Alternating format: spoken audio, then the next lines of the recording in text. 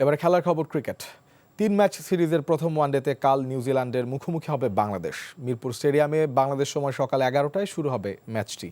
অন্তত 10 জন নিয়মিত খেলোয়াড়কে ছাড়াই সিরিজ খেলতে ঢাকায় এসেছে নিউজিল্যান্ড। আইপিএল ও পিএসএল এর ব্যস্ততার কারণে তারকাদের অনুপস্থিতিতে এই সফরটিকে ভবিষ্যৎ গভীরতা ও শক্তি বাড়ানোর এক দারুণ সুযোগ হিসেবে দেখছেন অধিনায়ক টম ল্যাথাম। স্বাগতিক বাংলাদেশ অবশ্য নিউজিল্যান্ডের মতো পরীক্ষা নিরীক্ষার পথে হাঁটেনি। পাকিস্তান সিরিজের জয়ী দলটিকেই এই সিরিজের জন্য অপরিবর্তিত রাখা হয়েছে।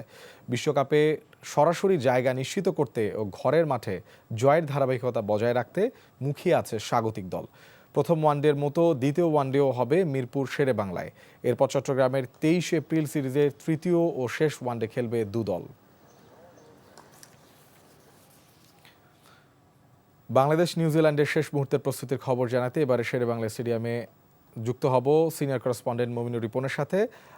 রিপন, প্রথম ওয়ানডেতে মিরপুর উইকেট কেমন হতে পারে?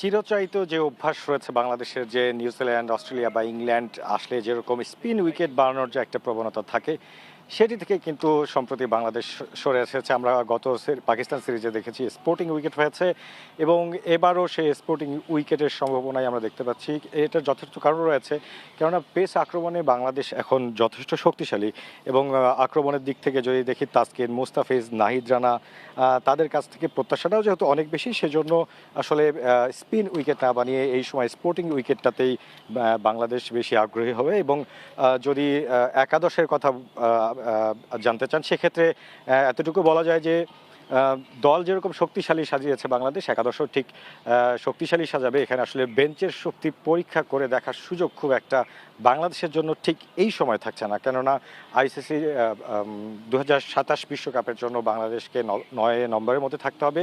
সেই জায়গা নিশ্চিত করার পরেই কিন্তু বাংলাদেশ আসলে বেঞ্চের যে শক্তি সেটি পরীক্ষা করে দেখতে পারে। তার আগে হয়তোবা সেদিকে যাবে না বলেই প্রধান নির্বাচক আমাদেরকে জানিয়েছিলেন।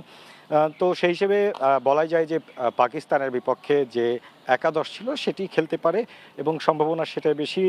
ওপেনিংয়ে সাইফ হাসান পাকিস্তান সিরিজে 3 ম্যাচে খুব একটা ভালো রান করতে না পারলেও প্রস্তুতি ম্যাচে বাংলাদেশের যে দল রয়েছে নিজেদের মধ্যে তারা যে প্রস্তুতি ম্যাচ খেলেছিলেন, সেখানে তার 138 রানের যে ইনিংসটি তাকে আবারও উদ্বোধনী জুটিতেই রাখার জন্য যথার্থ তিনি প্রমাণ করেছেন।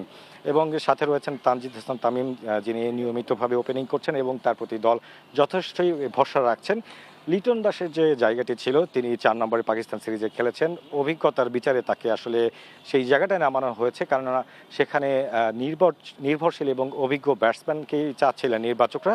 তো সেই জায়গাটায় লিটন দাসই থাকছেন। তো সব মিলিয়ে আসলে বাংলাদেশ শেষ সময়ের প্রস্তুতিতে একেবারে নিজেদের সর্বোচ্চ প্রস্তুতিতে এসে ফেলেছে।